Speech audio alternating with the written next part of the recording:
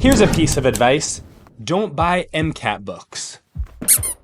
To be honest, I didn't really get past the first page of this blueprint MCAT book set. Don't sue me, bro. I took the MCAT for the first time yesterday. And for those of you following along during this prep series, that means there are now -1 days until my MCAT. Whew, that feels so good to say. According to the Medical School HQ, the average med student studied for around 280 hours for the MCAT. So, on October 3rd, 2024, 106 days ago, I made a plan with 2 goals. Number 1, score above a 508 on the MCAT. And number 2, don't become broke trying to accomplish number 1. And so I compiled all of the resources I found valuable into a spreadsheet, links in the description below, by the way, and printed out an 86-page psychology sociology document from Reddit, an 89-page MCAT review sheets, the 2019 version by MileDown, and a 24-page Kaplan quick sheets document. Note that all of these are free.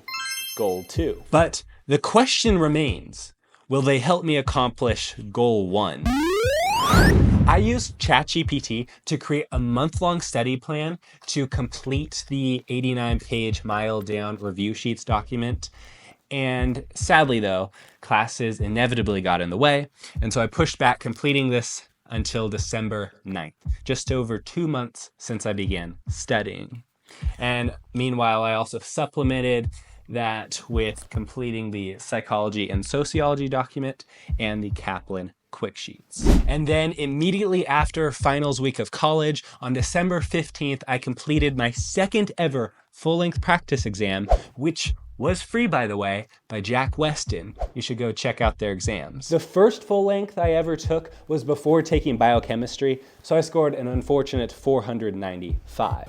But if you're interested, you can watch that video right here or here. And on that Jack Weston exam, I scored a 508.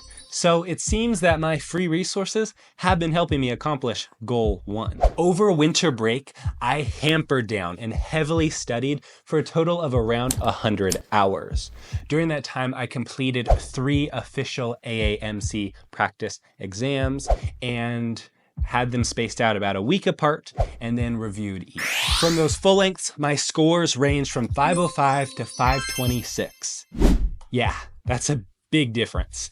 And note that the 526 did involve my calculator and was unlimited, so that I could identify whether there were content gaps I needed to address or whether the timed stress and my mental math were the primary culprits to me incorrectly answering questions. And that leads me to January 14th.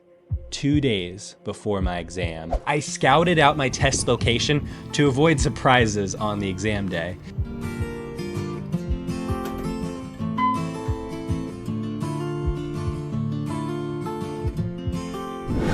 Well, I successfully found the Pearson Center. And then I prepared the MCAT meal. Now, as a holistic health advocate, it's a crucial part of performing well on the MCAT that you eat a nutritious meal and have snacks for the breaks between. And so I have a foot-long spicy Italian Subway, Ryan Trahan style. This moment for so long. Ready? 3, 2, 1. A macadamia nut and chocolate chip cookie. There is food good for the body and mind, and food good for the soul. 1 bag of potato chips to keep my sodium-potassium pump working well. A whole host of meaty and savory snacks, which are granola bars, Fiber One bars, and the Chomps beef sticks. And finally, as a reward for completing the exam, I have a very special vanilla-coated crumble cookie. This is a good trick that whenever you do something hard, always find a way to reward yourself afterwards. This is my reward. MCAT meal done. Then January 16th hit me like a freight train. From 8 a.m. to 3 p.m., I was in a little test cubicle completing my exam. For each break, I had to raise my hand, and the proctor had to escort me out of the testing room back to the waiting room, where she scanned my palm and verified my identity with my ID. To be honest, I did feel completely rushed against the clock the entire exam, but that Subway sandwich was good. In the grand scheme of things, did I complete my 2 goals? 1, well, I'll have to wait until February 18th to reveal my score, so TBD. And 2, I spent a total of $440 for the MCAT, $335 for the exam itself, and $105 for 3 official AAMC Practice Exams. So I'd say that goal is pretty well accomplished. If you found this video helpful, I'm sure you'll like this one, where I take my first ever full-length practice exam. I'll see you there.